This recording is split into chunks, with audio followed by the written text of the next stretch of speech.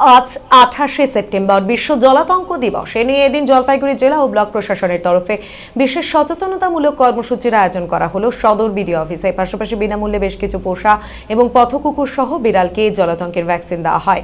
সদর পঞ্চায়েত সমিতির হলঘরে এই কর্মশালাটি অনুষ্ঠিত হয়। এ বিষয়ে পঞ্চায়েত সমিতির সভাপতি বিনয় কুমার রায় বলেন, ব্লক ও জেলা প্রশাসনের তরফে কর্মসূচির আয়োজন। আলোচনা সভায় জলাতঙ্ক থেকে আমরা কি করে দূরে থাকতে পারি তা নিয়ে আলোচনা হয়েছে। উপস্থিত ছিলেন প্রাণী বন্ধু, প্রাণী মিত্রা সহ বিভিন্ন সেলফ হেল্প গ্রুপের সদস্যরা বলে তিনি জানান। জলপাইগুড়ি জেলা পরিষদের সভাধিপতি কৃষ্ণা রায় বর্মনও এদিনের অনুষ্ঠানে উপস্থিত ছিলেন। বিড়ালের ভ্যাকসিনেশনেরও খুব প্রয়োজন রয়েছে বলে জানান প্রাণী চিকিৎসক ডক্টর রাজেশ্বর সিং। তিনি বলেন, পথ কুকুরের ভ্যাকসিনেশনের বিষয়ে সরকারের পাশাপাশি সাধারণ মানুষকেও এগিয়ে আসতে হবে।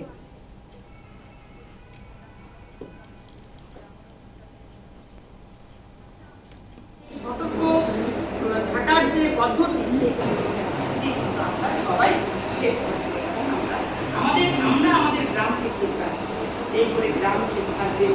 হ্যাঁ, প্রত্যেকের গ্রামকে আপনারা সতর্কভাবে সতর্কতা জানো কি বিষয় নিয়ে সচেতনতামূলক প্রচার? আজকে 28শে সেপ্টেম্বর বিশ্ব জলাতঙ্ক দিবস। এই বিশ্ব জলাতঙ্ক দিবস আমাদের জলপাইগুড়ি প্রশাসন এবং জলপাইগুড়ি সদর ব্লক প্রশাসনের উদ্যোগে আমাদের জলপাইগুড়ি সদর পঞ্চায়েত সমিতির যে হলঘর সেখানে অনুষ্ঠিত হচ্ছে। মূলত আজকে এখানে জলাতঙ্ক রোগের কিভাবে হয় এবং কিভাবে এটা ছড়িয়ে যায় এবং কিভাবে এটার থেকে আমরা দূরে থাকতে পারি সেই বিষয়টা নিয়ে আজকে একটা ওয়ার্কশপের মতন আয়োজন করা হয়েছে এবং বিভিন্ন প্রাণীবন্ধু, প্রাণী মিত্রা এবং আরও যাতে মানুষকে সচেতন করা যায় কিছু সেলফ হেল্প গ্রুপকে সবাইকেই ডাকা হয়েছে আজকের এই সভায়।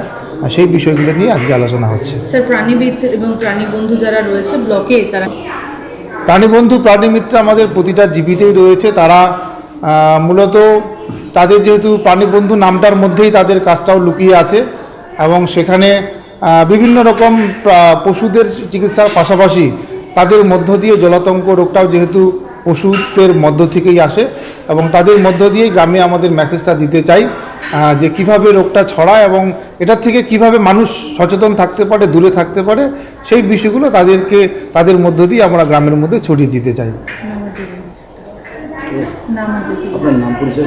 আমি বিনয় কুমার রায়, সভাপতি, জলপাইগুড়ি সদর পঞ্চায়েত সমিতি।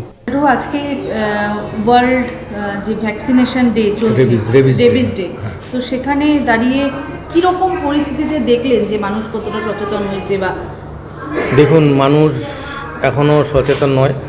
বিশেষ করে যারা কুকুর পুষে তারা আমরা সেন্টারে দেখি যে কুকুর নিয়ে আসে ভ্যাকসিন করানোর জন্য।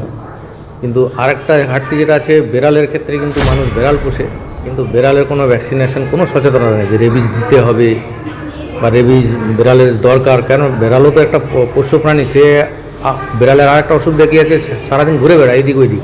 কুকুর আপনার নজরে থাকে, বেড়াল তো নজরেও থাকে না। ওর জন্য বেড়ালেরও বেশি জরুরি আমি মনে করি ভ্যাকসিনেশন করাটা। তো আপনাদের চ্যানেল মাধ্যমে বলবো, যারা বেড়ালের মালিক আছেন বা বেড়াল পোষেন তারা যেন জলাতঙ্ক অবশ্যই করান। আর মানুষের সচেতনতা বলতে সবাইকে এগিয়ে আসতে হবে, কত কুকুরদের ভ্যাকসিন করা বা তাদেরকে রক্ষণাবেক্ষণ করা যাতে জলাতঙ্ক রোগটা না ছড়ায়, এগুলো দেখা কাজ সাধারণ মানুষের বা আমরা যারা পাবলিক আছি সব কিছু সরকার কিন্তু করবে না, মানে করতে চাইলেও সম্ভব হয় না, এত ওয়াস্ট এরিয়া একটা জায়গা। তো সেইখানে সরকারের সঙ্গে হাত মিলিয়ে জনসাধারণকেও একটু সচেতন হয়ে যদি আমরা এগিয়ে যাই তাহলে নিশ্চয়ই জলাতঙ্ক আমরা নির্মূল করতে পারবো।